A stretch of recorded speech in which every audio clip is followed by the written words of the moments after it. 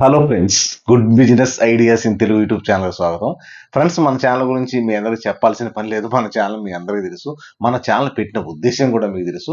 ప్రతి వ్యక్తి ఎదగాలి, ఏదో ఒక రంగంలో రాణించాలి అనే ఉద్దేశం మీదనే మనం ఛానల్ ప్రారంభించాము.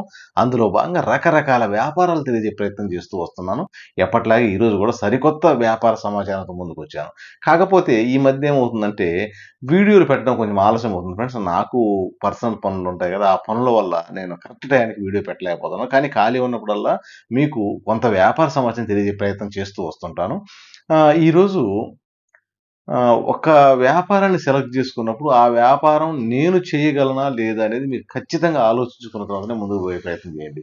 అలా కాకపోతే ఏమవుతుందంటే మనము ఎన్నో సాధక బాధకాలు ఎదుర్కోవాల్సి వస్తుంది. అలాగే డబ్బుతో చేసే వ్యాపారాలు కాబట్టి కొంత నష్టపోవాల్సిన అవకాశం కూడా ఉంటుంది. కాబట్టి అలా కాకుండా మీరు తెలుసుకున్న వ్యాపారాన్ని స్పష్టంగా తెలుసుకోండి. ఆ తర్వాత ముందుకెళ్ళే ప్రయత్నం చేయండి. ఈరోజు నేను రైసు అంటే మనకు బియ్యం అనేది మన తెలుగు 2 రాష్ట్రాల్లో రైస్ తింటారు, మనందరికీ తెలుసు. ఈ బియ్యం అనేది బెస్ట్ క్వాలిటీ రైస్‌ను మనం హోల్‌సేల్ డీలర్ల దగ్గర నుంచి సేకరించి, వాటిను రిటైల్‌గా ఎలా విక్రయించాలి అనే విషయం గురించి మాట్లాడే ప్రయత్నం చేద్దాం. జనరల్‌గా ఏముంటది రిటైల్‌గా విక్రయించాలంటే ఒక షాప్ పెట్టుకొని, అక్కడ కొంత రైస్ స్టోర్ చేసుకొని, అక్కడి నుంచి మనం అమ్ముతూ ఉంటాం. ఇది రొటీన్. అందరూ చేసే పనే. అందరూ చేస్తుంటారు. అది ఎలా ఉంటుందంటే 50% ఛాన్సెస్ ఉంటాయి. ఎందుకంటే ఒక ఏరియాలో మీరు షాప్ పెట్టిన ఏరియాలో కొంచెం మూవింగ్ లేకపోతే మనం అక్కడి నుంచి ఇంకో చోటికి మారాల్సొస్తుంటది. ఈ రైస్ వ్యాపారం అనేది కాంపిటీషన్ ఎక్కువగా ఉంటది. ఎక్కడ పడితే అక్కడ ఈ షాపులుంటాయి. ప్రతి ఒక్కళ్ళు ఈ రైస్ వ్యాపారం, ప్రతి చిల్లర కొట్టు వ్యక్తి రైస్ అమ్ముతాడు. ప్రతి సూపర్ మార్కెట్ వ్యక్తి రైస్ అమ్ముతాడు. ప్రతి ఒక్కడు సెపరేట్‌గా రైస్ వ్యాపారమే చేస్తూ ఉంటారు. కాకపోతే ఇక్కడ ఏందయ్యంటే మీరు ఆలోచన విధానాన్ని మార్చండి. వ్యాపారం ధోరణి కొంచెం మనం డిఫరెంట్‌గా తీసుకోగలిగితే ఎలా ఉంటది అనే దాని మీద ఈ వీడియో చేస్తున్నాను. ఇది అందరికి సూటబుల్ కావాలని లేదు. మీకు సూటబుల్ అవుతే మీరు ముందుకెళ్ళే ప్రయత్నం చేయండి. మరి ఇది ఎక్కడ జరుగుతుందంటే ఎక్కడైనా జరుగుతుంది. ఈ ఊరు, ఆ ఊరు అని లేదు. మీరు మండల కేంద్రంలో జరుగుతుంది. పెద్ద సిటీలో కూడా జరుగుతుంది. ఎక్కడైనా జరుగుతుంది. కాకపోతే మనము ఈ విధానాన్ని మనం చేయగలమా లేదనే అవగాహన మాత్రం ఖచ్చితంగా మీకు రావాలి. ఇక ప్రధానంగా ఈ రైస్ వ్యాపారంలో మనం ఫస్ట్ తెలుసుకోవాల్సింది ఏందంటే ఈ కొనుగోలు. ఈరోజు మార్కెట్‌లో ఎక్కువ ఏ రైస్ ఎళ్తుంటది? ఎక్కువ ఏవి ఇష్టపడతారు అంటే సన్న బియ్యం. అలాగే జీలకర్ర మసూర అంటుంటారు. లేకపోతే మసూర అంటుంటారు. లేకపోతే కర్నూలు సోనా మసూర అంటుంటారు. ఏదైనా పేరు ఏదైనా గానీ సన్న బియ్యానికి ఎక్కువ డిమాండ్. వీటినే మీరు వ్యాపార వనంగా మార్చుకోవాలి. ఈ సన్న బియ్యం ఎక్కడ వస్తున్నాయి తక్కువగా? ఈరోజు ఉదాహరణకు మనం మాట్లాడితే కొన్ని సూపర్ మార్కెట్‌లలో ఈ డీమార్ట్ గాని, కొన్ని పెద్ద పెద్ద సూపర్ మార్కెట్‌లో కేజీ రూ. 40కి కూడా ఇస్తుంటారు ఈ సన్న బియ్యం. ఈ మార్కెట్‌లో 40కి, 45కి వచ్చే బియ్యము బయట మీకు ఎక్కడ ఎవ్వరు ఇవ్వరు. రూ. 65 చెప్తారు అవే. రూ. 60 అంటారు. రూ. 70 అంటారు. ఒక్కొక్క సూపర్ మార్కెట్‌లో అయితే ఒక్కొక్క చిల్లర కొట్టు రూ. 70 కూడా అంటారు కేజీ. కానీ ఎందుకు వాళ్ళు తక్కువ ఇస్తున్నారంటే వాళ్ళు ఎక్కువగా బల్క్‌గా తయారయ్యే మిల్లుల నుంచి బల్క్‌గా కొంటారు గాబట్టే మనకు కొంత వరకు రీజనబుల్‌గా ఇవ్వగలుగుతారు. మరి అలాంటి డీలర్స్ ఉంటారా అంటే ఖచ్చితంగా ప్రతి సిటీలో ఉంటారు. మీరు వాళ్ళ వద్ద నుంచి మనము రైస్ ఎప్పుడైతే కొనుగోలు చేయగలమో అప్పుడే మనకు తగ్గ ఆదాయం వస్తుంది. ఈరోజు ఆహ్, జనరల్‌గా ఇంతకుముందు ఒక 30 కేజీల బస్తా, 20 కేజీల బస్తా కొంటూ ఉండేవాళ్ళం. ఇప్పుడేమైందంటే అంతా 5 కేజీలు, 10 కేజీలతో నడుస్తుంది. మీరు వాళ్ళ దగ్గర నుంచి రైస్ కొని ప్యాకింగ్ కవర్స్ తీసుకొని అంటే ఈరోజు 10 కేజీలకు మార్కెట్‌లో కవర్ దొరుకుతాయి. 5 కేజీలకు కవర్ దొరుకుతాయి. ఇవి గోతం కవర్ దొరుకుతుంటాయి. వాటిని ప్యాక్ జేసి మీ స్టైల్‌లో మీరు ప్యాక్ జేసి వీటిను స్టోర్ జేసి పెట్టుకొని విక్రయించాలి. మరి ఎలా? అందరూ విక్రయించినట్టు ఒక చోట పెట్టుకుంటే నడుస్తదా అంటే అది 50% ఛాన్స్. దీనికోసం మీరేం జేస్తారంటే ఒక 50,000 కేటాయించుకోండి. ఒక రూ. 50,000 నేను ఈ రైస్ వ్యాపారాన్ని కేటాయించాలన్న ఉద్దేశాన్ని సెలెక్ట్ జేసుకోండి. మీ ఊర్లో ఏ ఊర్లోనైనా మీ ఊర్లో జనరల్‌గా ఈ ఫుట్‌పాత్ మీద వ్యాపారం చేసే వ్యక్తులుంటారు. అంటే వాళ్ళు అరటికాయలు అమ్మేవాళ్ళు అయ్యుండొచ్చు. లేకపోతే టీ కొట్టోళ్ళు అయ్యుండొచ్చు. లేకపోతే బజ్జీల టిఫిన్ బండి అయ్యుండొచ్చు. ఇంకేదైనా అయ్యుండొచ్చు. పూలు అమ్మేవాళ్ళు అయ్యొచ్చు, పాలు అమ్మేవాళ్ళు ఎవరైనా గానీ ఫుట్‌పాత్ మీద వ్యాపారాలు చేస్తూ ఉంటారు. చిన్న చిన్న వ్యాపారాలు చేస్తూ ఉంటారు. షాపులు పెట్టుకొని కూడా. ఫుట్‌పాత్ మీద అంటే బండ్ల మీద వ్యాపారం చేసే వ్యక్తులుంటారు. చిన్న చిన్న షాపులు పెట్టుకొని కూడా వ్యాపారాలు చేసే వ్యక్తులుంటారు. అన్ని రంగాల వాళ్ళు ఈరోజు టౌన్‌లో ఉన్నారంటే ఏదో ఒక వ్యాపారం చేస్తూ ఉంటారు. వీళ్ళని టార్గెట్‌గా పెట్టుకోండి. ఇక్కడ మీకు ఉదాహరణకు కూడా నేను ఉచ్చరిస్తాను. మీరు 10 కేజీలు బ్యాగ్స్ రెడీ చేసుకుంటారు కాబట్టి 10 కేజీలొచ్చేసి మీకు కేజీ రూ. 45 కింద ట్రాన్స్‌పోర్ట్ ఖర్చులతోటి రూ. 50 మీకు పడిందనుకుందాం. రూ. 50 పడితే ఇక్కడ మీకు ఇంటికి చేరి రూ. 50 పడింది. ఈ రూ. 50 500 అయింది కట్ట. ఇక్కడ తక్కువలో తక్కువగా మీరేం చేస్తారంటే వీళ్ళకి ఆ 10 కేజీల బ్యాగును క్రెడిట్ అప్పుగా ఇవ్వాలి. అప్పుగా ఇస్తే ఎంత అవుతుంది?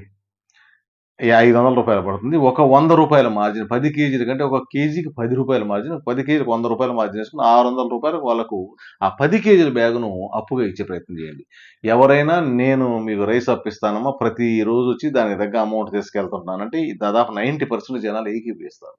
ఎందుకంటే ఈ రోజున్న సిచ్యువేషన్‌లో ఆ రైస్ బ్యాగ్ కోసం ఒక 600, 700 అప్పటికప్పుడు కేటాయించే వ్యక్తులు చాలా తక్కువ ఉంటారు. ఇలా అయితే అప్పు రూపంలో వస్తే అవి తీసుకొని వాడుకుంటూ మనకు ప్రతిరోజు ఇచ్చే విధంగా మీరు మాట్లాడుకోండి.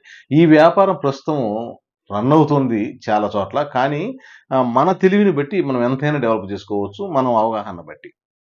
ఈ విధంగా చేస్తే ఏమవుతుందంటే, మనం రూ. 500 అసలు పడింది మనకు ట్రాన్స్‌పోర్ట్ ఖర్చులతోటి. ఇవి ఒక రూ. 100 ఆ బస్తా మొత్తానికి రూ. 100 10 కేజీలు అంటే కేజీకి రూ. 10 ఆదాయం వేసుకొని వాళ్ళకిచ్చేసాం. అలాగని మీరేసుకున్న ఆదాయం కన్నా షాపుల్లో ఎక్కడ తక్కువ ఇవ్వరు. ఎందుకంటే నేను చెప్పాను కదా! రూ. 40 హోల్‌సేల్ మార్కెట్‌లో ఉంటే అది రూ. 60 రిటైల్ మార్కెట్‌లో అమ్ముతుంటారు. రూ. 70 కూడా అమ్ముతుంటారు. అది మీరు చాలా రీజనబుల్‌గా ఇచ్చినట్టు, అలాగే వాళ్ళకు అప్పు రూపంలో ఇచ్చినట్టు వాళ్ళకెక్కడ అనిపించదు. ఈ 10 కేజీలు రూ. 60 వచ్చినాయి కదా! ఈ రూ. 600 వాళ్ళేం చేస్తుంటారంటే, మనకు యావరేజ్‌న మీరు రోజు ఒక రూ. 20 లేదా ఒక రూ. 30, రూ. 50 వాళ్ళ స్థితిని బట్టి మీరు ఒక విధానాన్ని అలవాటు చేసుకోండి. ఇప్పుడు 10 కేజీలు వాళ్ళకి ఓ నెల రోజులు వస్తాయని వాళ్ళు చెప్పారనుకోండి. ప్రతిరోజు ఒక రూ. 20 ఇచ్చేసేయాలమ్మా. మీరు అయిపోగానే మళ్ళా రైస్ ఇస్తానని చెప్పాలి. లేదు 10 కేజీలు మాకు 15 రోజుల్లో వస్తాయంటే దానికి తగ్గట్టు మీరు డబ్బులు చేంజ్ చేసుకోండి. ఇప్పుడు ఒక్కొక్క రోజు మనకు రూ. 40 ఇచ్చేటట్టు, రూ. 30 ఇచ్చేటట్టు ఆ సిట్యుయేషన్ అక్కడ నుండి విధి విధానాన్ని బట్టి మీరు క్రియేట్ చేసుకుంటే ఏమవుతుందంటే ఒక అవగాహన వస్తుంది. ఈ విధంగా గాని మీరు చేసుకోగలిగితే మనకు ఒక మంచి వ్యాపారం క్రియేట్ అయినట్టుగా ఉంటుంది. ఈరోజు మనకు అద్భుతమైన వ్యాపారం క్రియేట్ అయినట్టుగా ఉంటుంది. అలాగే షాపుల రెంట్లు, గుమస్తాల పోడు, అడ్వాన్సులు ఇలాంటివి ఏవి ఉండవు. ఎందుకంటే మీరన్నీ మీరుంటున్న ఇంటి నుండే ప్యాక్ చేసుకొని మీరు తీసుకెళ్తుంటారు కాబట్టి, ఇక్కడ ఇలాంటివి ఏమీ ఉండవు. చాలా తక్కువ ఆదాయానికి మీరు చేస్తున్నట్టుగా ఉంటది. ఈరోజు బయటతో పోలిస్తే క్యాష్ ఇస్తేనే వాళ్ళకి రూ. 60కి ఆ బియ్యం ఇవ్వరు. మీరిచ్చే బియ్యం. రూ. 70 అయితే ఒక్కోసారి రూ. 75 కూడా తీసుకుంటారు. ఈ పెద్ద పెద్ద మాల్స్‌లోనైతే ఇది రూ. 80 ఈ బియ్యం అనేవి కూడా పెడుతూ ఉంటారు. ఇదేందంటే ఒక మోడల్ అయిపోయింది. అంటే ఏది ఎక్కువ రేట్ ఉంటే అవి మంచి క్వాలిటీ ఏమో అని మనం ఒక అవగాహన అనుకుంటుంటాం. ఎందుకంటే సమాజంలో ఆ విధంగా ఉంది. ఆ విధంగా ఏం చేస్తుంటారంటే ఎక్కువ రేట్ ఉన్నయి కొంటుంటారు. ఇదే రైస్‌ను వాళ్ళు రూ. 70 కూడా క్యాష్‌కి అమ్ముతుంటారు. మీరిక్కడ ఏం చేస్తున్నారు? రీజనబుల్‌గా మీరు మా హోల్‌సేల్ మార్కెట్‌లో కొని రీజనబుల్‌గా అప్పుగా ఇస్తున్నారు క్రెడిట్‌గా. ఇలా ఈ వ్యాపారాన్ని మీరు ఒక ప్రణాళిక ప్రకారం చేసుకోగలిగితే దీంట్లో ఆహ్, ఎంతైనా సంపాదించుకునే పాసిబిలిటీ ఉంది. కానీ మీరుండే టౌన్‌ను బట్టి. ఒక్కొక్కళ్ళు చిన్న టౌన్‌లో ఉంటుంటారు. ఒక 10,000 టార్గెట్ ఇప్పుడు ఈరోజు రూ. 10,000 కోసం గూడా ఎవరికాడనో పని చేస్తే ఎలా ఉంటుందో మీరు ఒకసారి ఆలోచించండి. ఎందుకంటే ప్రతి వ్యక్తికి ఐడియా ఉంటుంది. ఈరోజు మాల్స్‌లో అలాగే చిన్న చిన్న కిరాణా షాపులో, ఇంకో షాపులో 10, 12,000 కోసం 12 గంటలు పనిచేసే వ్యక్తులున్నారు. అలాగే ఉదయం 9 గంటలకు ఏమో వస్తే రాత్రి 11 దాకా కూడా చేసే వ్యక్తులున్నారు. అంటే 13 గంటలు కూడా చేసే వ్యక్తులున్నారు. కానీ ఇవి ఏందంటే ఇలా గాకుండా మీ వ్యాపారం ఇది. ఈడ రాజు, మంత్రి అన్నీ మీరే. మీ వ్యాపారాన్ని మీరు డెవలప్ చేసుకోగలిగితే ఇది వర్క్ ఎలా ఉంటుంది? ఉదయమో, సాయంత్రమో ఒక 2 అవర్సో, 1 అవరో మీరు అటు సరదాగా తిరుగుతారు. వాళ్ళకి అవసరమైన నీడ్స్ ఎంతమందికి కావాలో కనుక్కుంటారు. వాళ్ళకి డెలివరీ చేస్తారు. కలెక్షన్ రోజు చేసుకుంటున్నారు ఇది. ఈ వ్యాపారాన్ని మీరు ప్రణాళిక ప్రకారం చేసుకోగలిగితే తక్కువలో తక్కువ 10,000 నుంచి అంటే టౌన్‌ని బట్టి 10,000 నుంచి మీరు రూ. 1,00,000 కూడా సంపాదించుకోవడానికి పాసిబిలిటీ ఉంది. ఒక్కసారి ఊహించుకోండి.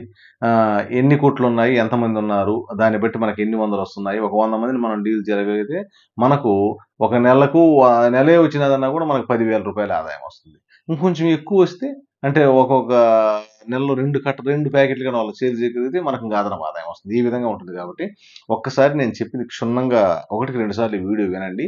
నా భావం ఏందో తెలుసుకున్న తర్వాత మీరు ఖచ్చితంగా ముందుకెళ్ళే ప్రయత్నం చేయండి. దీంట్లో గెలవకపోవడం, ఓడిపోవడం అనేది ఉండదు. కాకపోతే మీరు చేయగలరా లేదనేది ముఖ్యం. ఐడియా వచ్చింది కదా! ఆ విధంగా ముందుకెళ్ళే ప్రయత్నం చేయండి. ఖచ్చితంగా అద్భుతమైన విజయం మీకొస్తుంది. రైట్. Thank you.